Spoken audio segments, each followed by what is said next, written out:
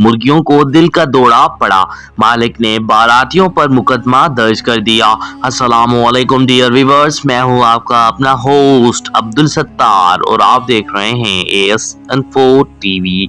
भारतीय रियासत उड़ीसा में बारातियों की जानब से तेज म्यूजिक और ढोल बाजे के बाइस 63 मुर्गियां हलाक हो गईं।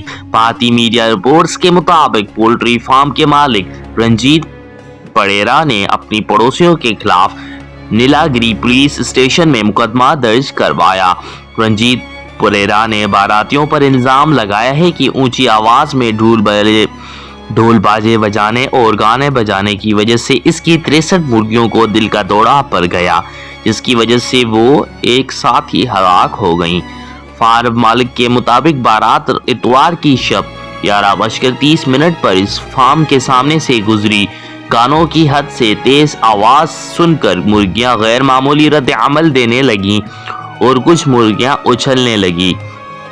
रंजीत का कहना था कि इसने डीजे से म्यूजिक कम करने का कहा तो इसने एक न सुनी, जिसके बाद एक एक करके 63 मुर्गियों को मौत हो गई। डॉक्टरों का कहना है कि तेज आवाज की सबब मुर्गियों को सदमा पहुंचा, जिससे वो जान बहक हो गईं।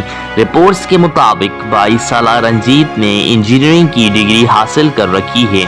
मुनासिब नौकरी न मिलने के बायस इसने 2019 में निजी बैंक से 2 लाख रुपए का लोन लेकर फार्म खोला था।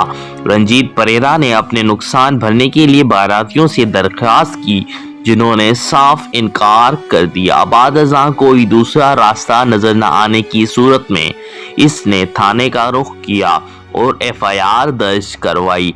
डियर व्यूअर्स, क्या आपने कभी ऐसी इंटरेस्टिंग स्टोरी सुनी है कि 63 मुर्गियों को एक साथ ही दिल का दौरा पड़ गया और वो भी म्यूजिक की वजह से? तो कमेंट्स में अपने राय का इजहार करना हरगिज़ मत भूलें। मिलते हैं नेक्स्ट वीडियो में, तब तक अपने होस्ट अब्दुल सत्तार को इजाजत दीजिएगा। अल्लाह हाफिज, अल्लाह निगहबान।